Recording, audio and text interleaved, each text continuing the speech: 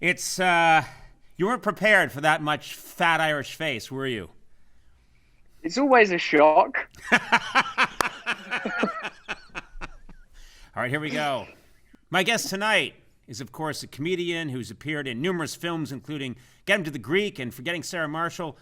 He has a podcast entitled Under the Skin, and his new Audible original, Revelation, Connecting with the Sacred in Everyday Life, is available now. Please welcome a man I hope will become my personal guru in life, Russell Brand. Russell, how are you? Well, I feel very happy to see you there in your new environment, your new location. You're at Largo, are you? Trying to summons up some ambience? Yes. I'm at the Largo Theater, which a theater that you've performed at many times. You're well known here. Thank you. I apologize for the mess, and I paid as best as I could for the cleaning. Don't shine a blue light in that dressing room. Oh, but you see, you've come so far.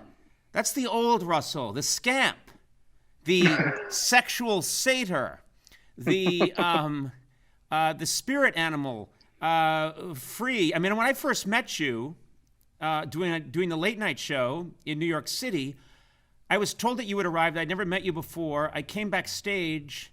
You were dressed all in leather, and you were prowling. You were a trapped jungle cat. And I remembered the sensuality and creativity coming off you, the ferocity. You could not be tamed. Look at you now. You are at peace. You are in touch with the universe around you. You appear to be sleeping on a bed. These are all things that can only happen to a man who's finally found his inner peace. How did you do it? I tell you what it is, Conan. Perhaps all evolution is the result of the relationship between appetites and environment. Look at mythology. It's always on about appetite. Look at Native American mythology, the crow, the hare, the horny little trickster. Eventually, these appetites take you to a place where you need to change. The appetites can only take you so far. Your carnal, brutal need for fame and power, as represented by that priapic phallic guitar behind you even now, red and throbbing, like your haircut. It can only take you so far. I mean, there aren't many people in the world who have penis replacement hairdos. Perhaps solely you. You're like a male Medusa with a single priapic monolith, a unicorn, a singular horn, a living Lucky Charm, Al Conan. Yes, I'm telling you. First of all, Russell, you're right. I've skated as far as I can go on this absurd pastry that I call hair. You, of course, see it as a phallic symbol, but then again, you see everything as a phallic symbol. A guitar suddenly becomes a throbbing male member. What is an innocent, childish hairstyle to you becomes a threatening male orgasmic penis. I'll say it.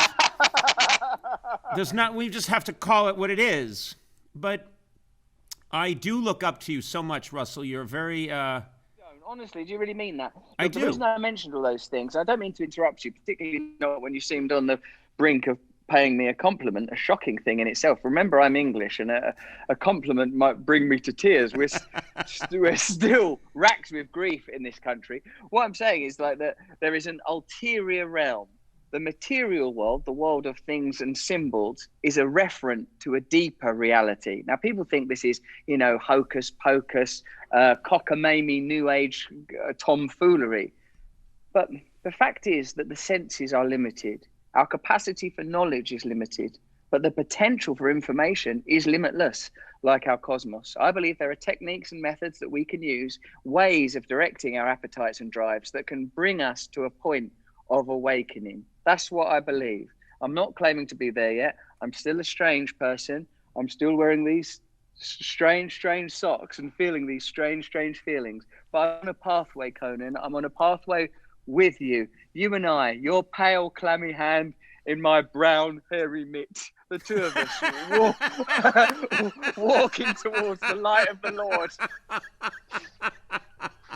Well, let's talk about your life now. You're a very domesticated fellow now. you live with your lovely wife. You have children, and you have lots of animals. Is that correct?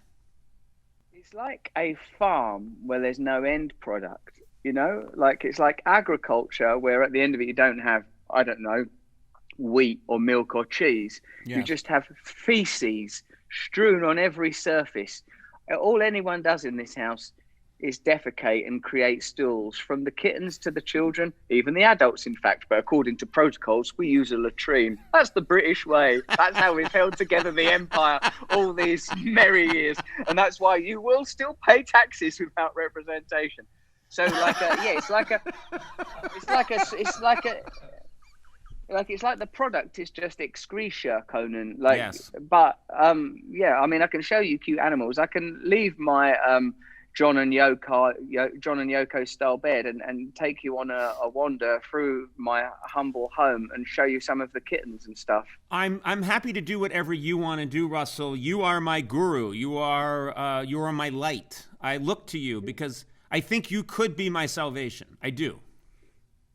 That is a heavy burden for anyone to bear. The idea of cleansing your soul, you'd need a hell of a lot of bleach and some thick rubber gloves. But I'm up for the job. Let me ask you something. I know that in your country it's a big deal right now that Prince Philip has passed away, and I believe you performed for Prince Philip once, didn't you? Yes, I did actually perform. I did the Royal Variety performance. I don't know who was booking that event and what they were anticipating. I do remember making some jokes that were, saucy, as you might imagine, and subsequently mining that territory in a way that scarcely seems appropriate. While it's curious here, because some people are obviously deeply in mourning, but also the BBC received the highest number of complaints ever because the coverage was so expansive of the funeral and the sort of general mourning around Prince Philip. It's interesting, isn't it, to consider what the future of the monarchy might be in light of the senior generation presumably reaching their mortal conclusions. Look, for me, Conan, you've got to be kind of cautious like this because even though this is primarily broadcast in America and very few people watch it there, if on the internet,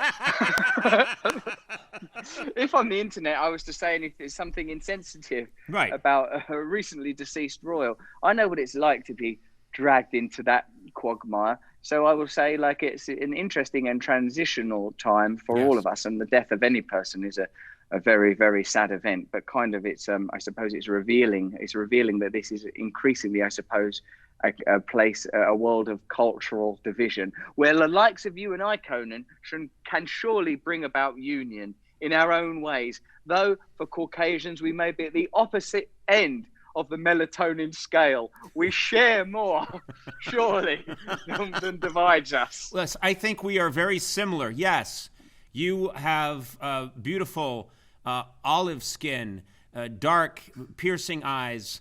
Thank you. You are, as I said before, an untamed panther. I am very pale. Many people think that I'm ill, and I have very little to recommend me in the sensual realm.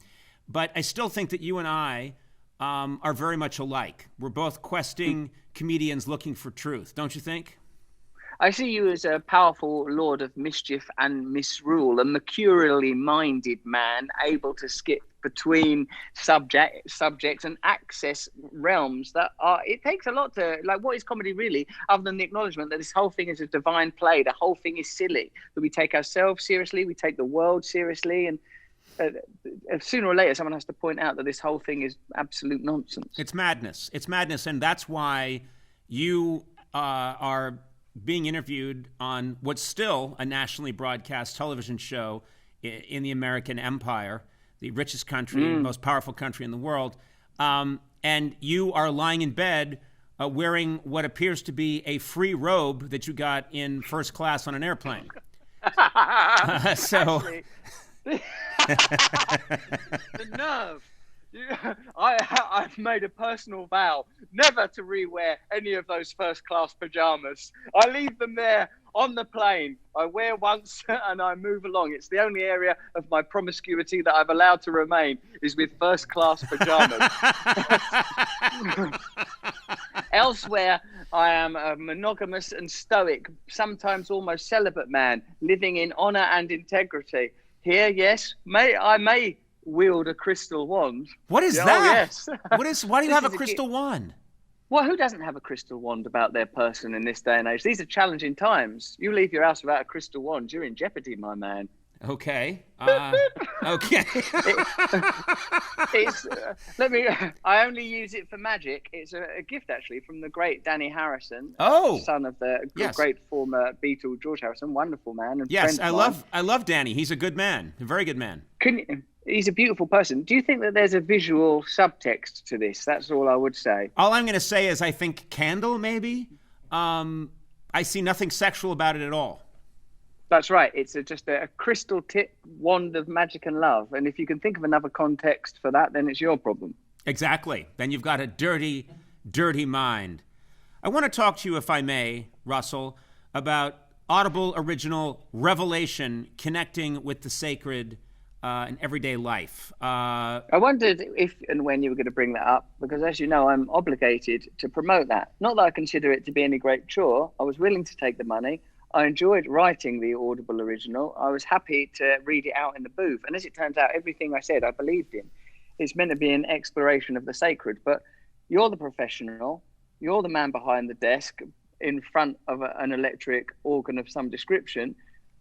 Please guide me through this topic as you've done so many times, still yet without betraying any sign of world weariness. My soul died a long time ago, Russell. And my soul left my body on camera in 2002. You can actually see the episode where it leaves. I believe I was talking to David Hasselhoff and it just left. Has never returned. But I want to talk to you about this because I think it's a great mix of the serious and the silly. I think you take this to heart, this search for truth.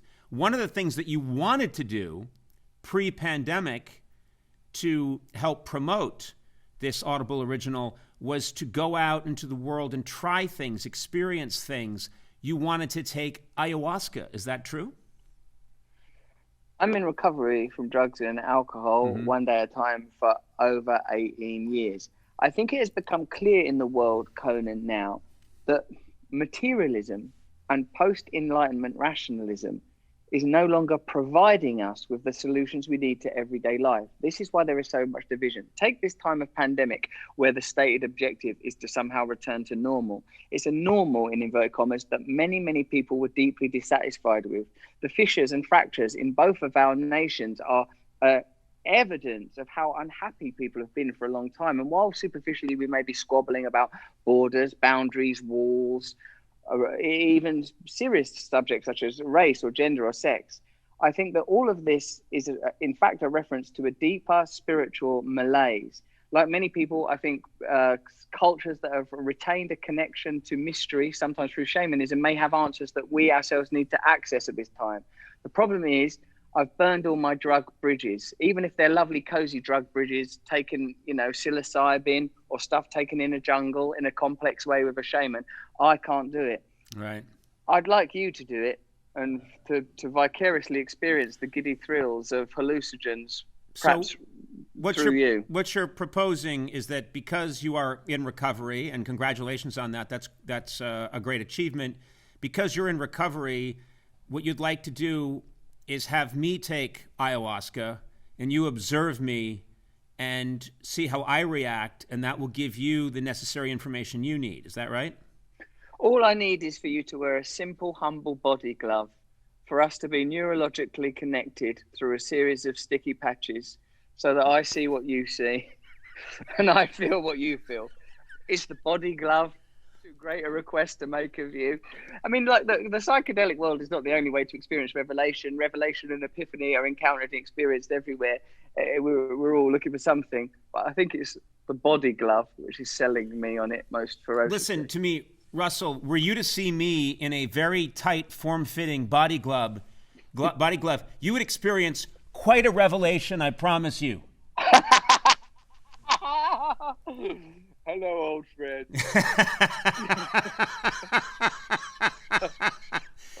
You know, I would do that for you. I'm very fond of you. I'm a big fan of yours, and I would happily take this. I would take an ayahuasca. I would do it. I don't even know what it is. I'm very straight. Studies have revealed, Conan, that psilocybin, the active psychedelic ingredient, in magic mushrooms, is as effective in treating depression as the best pharmaceutical depression drugs that there are.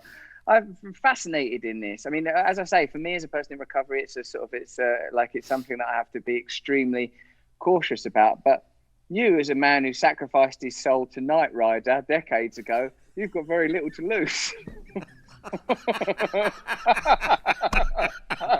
You are right that I can only go up from here, from where I am. You're looking at a husk of a man, a dried out husk, a man who gave everything he had to American television for close to 30 years.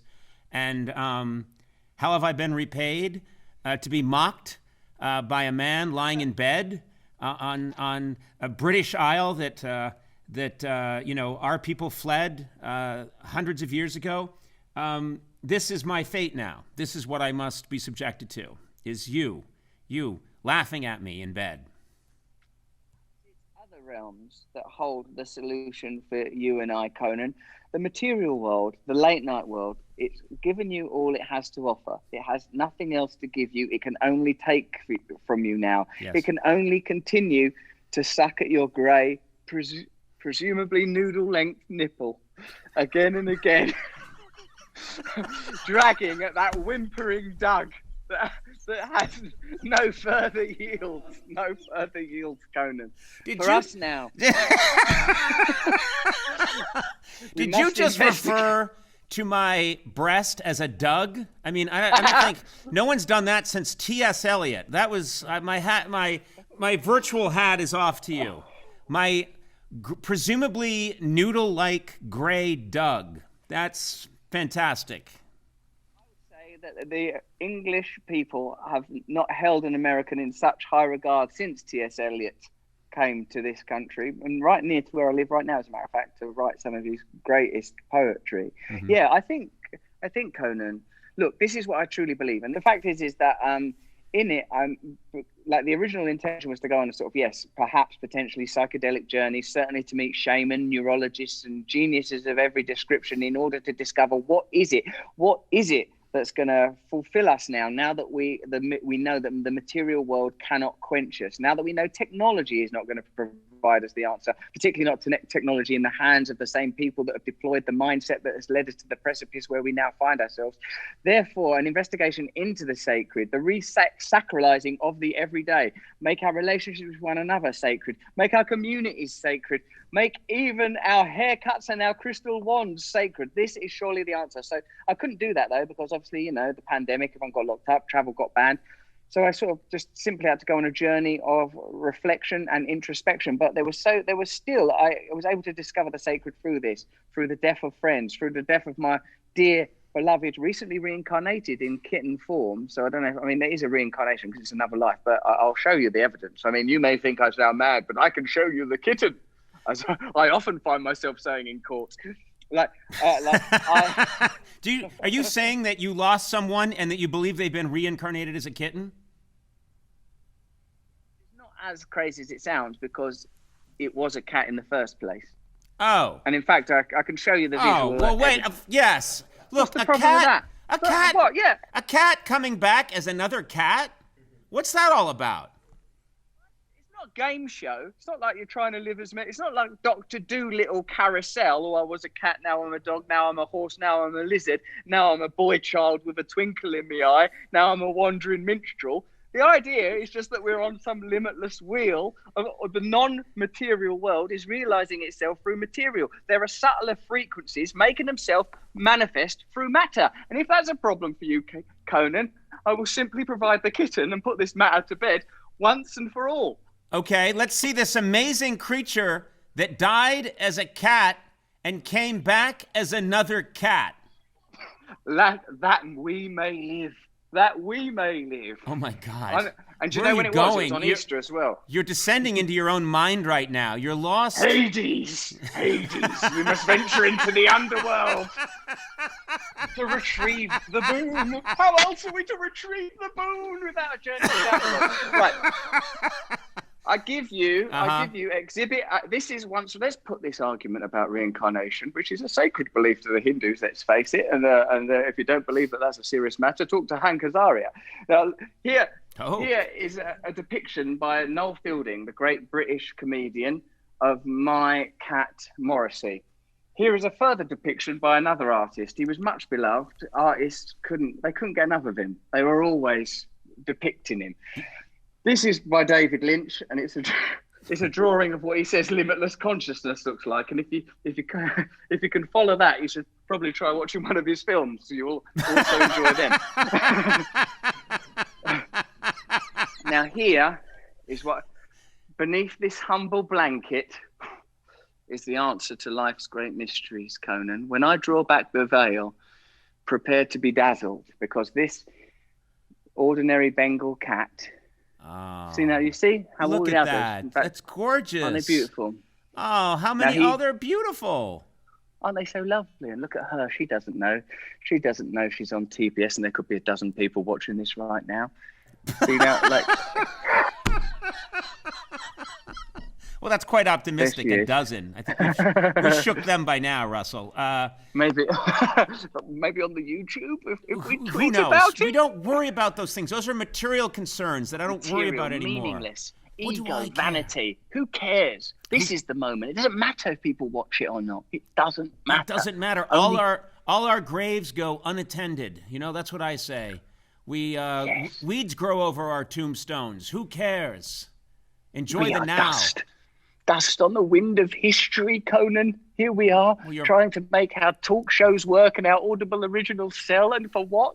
Did Christ die on the cross? Did Cat Jesus come back on Easter Monday, by the way, just so that we could squander our precious time here pursuing ratings? No, I answered it for you. Thank you. Listen, so which one is the reincarnated Morrissey? Well, he's actually on the nipple now, and I'm reluctant to remove him because it seems cruel, but I will do it because, this is otherwise the bit doesn't have a natural conclusion. So, I've still got a producer's mind, even though I only work very briefly in television. The bit has to have a finish. That's one of the sacred truisms of the universe. It does. You can't, if there's a rifle, oh, sorry, I felt him come off of the nipple there. That felt wrong. That's Morrissey. Behold, Cat Jesus, he is risen. And I'm not making a mockery of Christianity there, by the way. Just, you saw the pictures by Noel Fielding. You saw the drawings by Lynch. You see this cat. You see that all the others are Bengal looking. And here he is. Risen again. Go back. It's a shame we can't offer him your little noodle nip to have a little suck on. See if he can't get the last bit of Baywatch's titty juice. You've gone, this in our country. About 50 years ago, we had a saying, "You've gone crackers, man. You've flipped. You've lost it. You've gone mad." Well, I get excited sometimes by you, and by you encourage me, and this is always a problem of mine at school. And as a heroin addict, if people encouraged me, I would take more heroin until the point where I sometimes felt quite unwell. Yeah. Well, I'm glad those days are behind you now. I'm glad. Thank the Lord. You seem happy. You seem comfortable. You seem centered and at peace. I've loved seeing your home. I'd love to visit in person one day when that's allowed. Yes, I would love that. I would certainly have you here. You're a very tall person with, in a sense, no need to make themselves a follicular bonnet, but you've done that nonetheless. But you would fit in our humble cottage, and we would very much love to take care of you if we could, Mr. O'Brien. I mean, we would offer you our finest gruel. Why did we suddenly go into a Dickens novel? I don't know. I was uncomfortable with sincerity. I know. Which I'm sure is a feeling you must. Well, I'm going to make sure I get the word out. Revelation, connecting with the sacred in everyday life, is available now exclusively on Audible. Russell, I say this with sincerity. I can't think of who I enjoy talking with more. It's always pyrotechnic, beautifully strange, and I'm always in heaven when we're babbling our foolishness. And so thank you. You made my day. I really appreciate it, and I hope that I made your night, because you're in England right now. That's right. And yeah, you're a valuable person in my life, and I hope I get to see you when I'm next over there. And our door is always open to you. Not literally, that would be a security risk, but metaphorically, consider it open.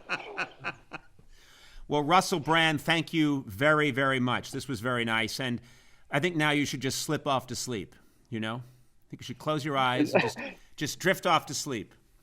I'm beginning to think that these are my last precious moments alive, and this is the vision that will present me as I pass into the next life. Goodbye. Goodbye. Go to the light, Russell. Go to the light. The lights never look more attractive. You will be reincarnated as Russell Brand.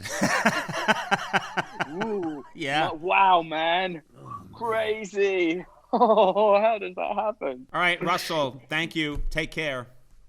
Lots of love, Conan. Take it easy, mate. Bye-bye. Bye-bye.